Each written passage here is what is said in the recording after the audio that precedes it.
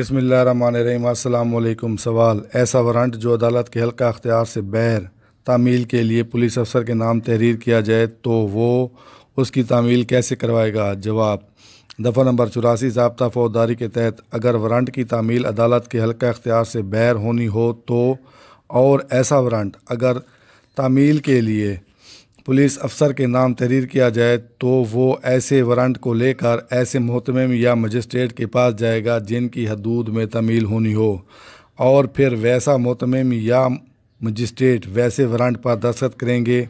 इसके बाद वो वारंट की तामील करवा सकता है, वहाँ की मकामी पुलिस की मदद ले सकता है। लेकिन अगर वो पुलिस अफसर ये देखे कि ऐसी इजाज़त लेने से मुलजिम फ़रार हो सकता है तो ऐसी सूरत में वो ऐसी इजाज़त के बग़ैर गिरफ़्तारी अमल में ला सकता है।